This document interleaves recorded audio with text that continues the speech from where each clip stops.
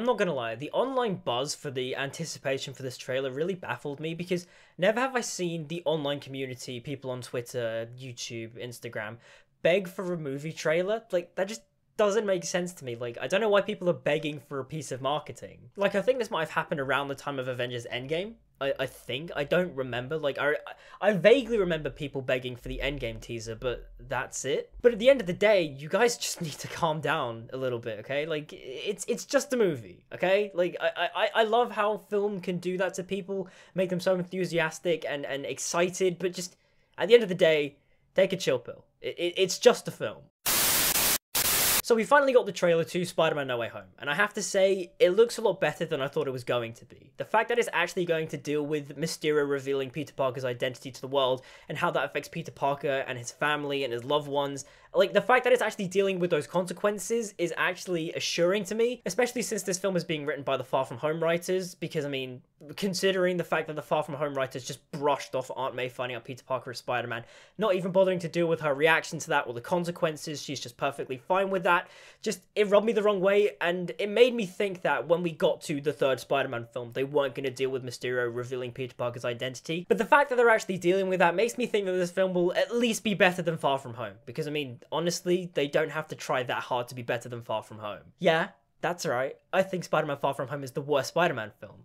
Come at me. But with all that being said, I have to say, as a trailer, it was fine. Like, it didn't really raise my excitement meter up or down that much. I wasn't going, oh my god, this is the best thing ever. I was just like, okay, cool. This film looks good. Like, was I supposed to have lost my mind when they showed the image of the pumpkin bomb rolling down the street, saw Alfred Molina appearing as Doc Ock? Because, I mean, I didn't, because I already knew all this stuff was happening in the film. I think if Variety or The Hollywood Reporter hadn't reported that Alfred Molina was in fact in Spider-Man No Way Home playing Dr. Octopus, or the fact that they did that interview with Alfred Molina and Alfred Molina said that he is the same Dr. Octopus from Spider-Man 2, if I didn't know any of that information, I think his reveal at the end would have been insane, because, I mean, oh my god, it's the Alfred Molina back as Dr. Octopus. Like, that's awesome. Side note, he does look really cool. Just seeing him again, like, that is really cool since, like, he is, like, he's just so good as Doc Ock. Like, he's just perfect. You look at him, and it's like, all my childhood memories come back a bit. Like, yeah, that's Dr. Octopus from Spider-Man 2. Like, that's cool. But in terms of what the trailer did show us, it wasn't, like, the most amazing thing. Like, yes, we see more of Peter and MJ together, and they actually seem to have, like, good chemistry. I mean, they did have decent chemistry in Far From Home, but the writing wasn't very good. It was mainly her just saying mean and edgy things to him, and he was just like, oh, wow, MJ, she's so pretty and cute. But to me, I never bought that he actually had, like, a full-on crush for her, and, like, he actually liked her and appreciated her as a person. We see Peter go to Doctor Strange and ask him to cast a spell to make everyone forget that he's Spider-Man, which is a very comic booky thing since that happens in One More Day, and I think before Spider Island as well. I might be misremembering that, but I think it is referenced at the end of Spider Island. I don't fully remember, but yes. He goes and asks Doctor Strange for a spell to make everyone forget, and, like, to me, that whole little sequence in the trailer just felt very much like Onward. And I'm not gonna lie, it also felt a bit contrived. Like, how does Peter not ask Doctor Strange what the spell requires? I don't understand how Doctor Strange doesn't explain the spell to Peter, like how he can't get specific people to remember that he's Spider-Man, and if he does interrupt the spell, it will do something really bad. Like, the fact that they just sort of go ahead and do the spell immediately just seems really forced and contrived. And, like, I know this is a trailer, they've shortened the scene down to make it, you know, snappy and fast so they can put it in a trailer, but just the way it seems to play in the trailer and how it will probably play in the film just seems very rushed and just sort of contrived just so we can get to the big multiverse fights. The thing that I find kind of amusing about that concept of Peter asking Doctor Strange to make a spell to make everyone forget that he's Spider-Man is that they're sort of attempting the One More Day storyline, but doing it right. Which honestly isn't very hard to do, since One More Day is actually a pretty decent story up until you get to the bit where Mephisto erases Peter's marriage to MJ. Like, everything that happens before Peter and MJ make that deal is actually quite good. Like, Peter goes to Iron Man, fights him, forces him to pay Aunt May's medical bills. He puts on the black suit again and fights Kingpin in the Back in Black story after Kingpin assassinates Aunt May. And him hopping into those different realities, seeing different versions of his future where he is a rich CEO industrial businessman, where he is like a high school teacher, and then when he sees his daughter as well. Like, to me, all of that stuff in One More Day is actually really good. And I think if you just make one change to One More Day, where it's a story of Peter Parker accepting that Aunt May is going to die, and he lets her die at the end, realizing that people are mortal and you can't make everyone live forever, the story would actually be quite good. And the fact that No Way Home is attempting something similar is kind of cool, but just, I don't know, there's something about the tone of this trailer that just, I don't know, I needed it to be a bit more gritty. Like, considering the subject matter of, like, Peter Parker being stressed out that everyone knows his identity, people are going after him and his family, the way the film is shot and color graded, it looks too colorful and happy. Like, you take the scene with Peter and MJ on the rooftop, and it's a bright sunny day, and Peter's just like, oh man, I'm so stressed out. I don't really feel it since the setting around him is really bright and cheery. And like I said earlier, the sequence between him and Doctor Strange just doesn't work because it feels too contrived. Also, the bit where Doctor Strange tells Peter to stop calling him Sir, I think was kind of like a little dig at him calling Tony Mr. Stark. I don't know, I think as a little throwaway line, I think that's kind of nice. It's kind of like Doctor Strange telling Peter, stop idolizing Iron Man, grow up a bit and treat him as like an equal, like call him by his name. And like Tom Holland in this film seems to be a little bit more adult-ish, but not really. Like he still has that, oh hey, look Mr. Stark, like he has that, and that's the thing that I really just don't like about his Spider-Man performance anymore. It's just, I liked it in Homecoming. It started to wear thin around the time of Infinity War Endgame, and by the time we got to Far From Home, I was just like, grow up. Like, stop. That is not how a teenager acts. I know it's inspired by Michael J. Fox as Marty McFly, but Marty McFly wasn't as whiny and as bitchy as Tom Holland's Spider-Man. It's just like, grow up. But speaking of growing up, all the legal stuff to me sounds kind of cool. I mean, we don't get a lot of it, but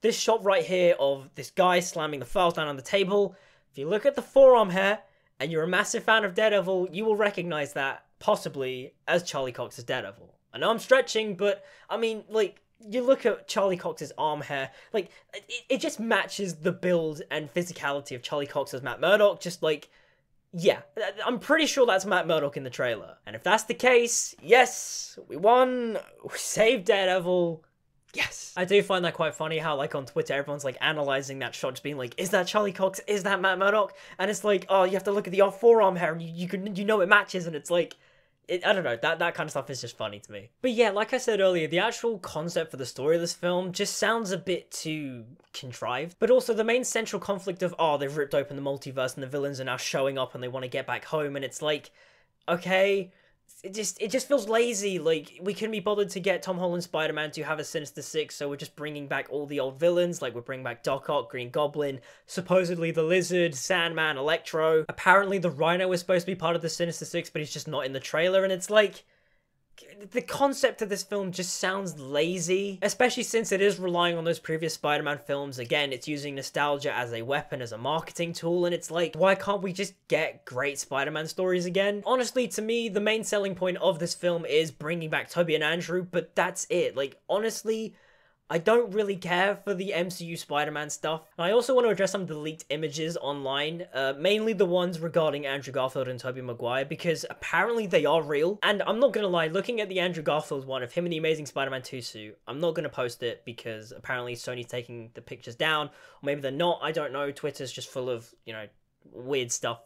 Things are just weird on Twitter. But it's like, I look at that image of Andrew in the Amazing Spider-Man 2 suit, and I'm like, that has to be real. I mean, like, he looks older, the physique looks right, nothing about that image looks massively photoshopped, but it's like, it just looks so good. Like, just seeing Andrew again in the Spider-Man suit, my Spider-Man, my teenage icon back in the Amazing Spider-Man 2 suit, the best live-action Spider-Man suit, and it's just like, I was tearing up when I was actually looking at the pictures. I was just like, oh my god, that's Andrew. He's back. And then there's also another picture of Tobey and Andrew together in one shot. Like, it's a very far away shot. Like, you can barely make out it's Tobey, but like, he's wearing the Raimi suit, and it's like, oh my god, this is real. They're interacting. This is cool. And that to me so far just seems to be the conundrum of Spider-Man No Way Home, in terms of 1/3 of it is going to be MCU Spider-Man stuff, which I don't particularly care for, and I don't think most of the Spider-Man fans who are watching the trailer particularly care for either, because it's like, whenever you talk about No Way Home, it's Tobey, Andrew,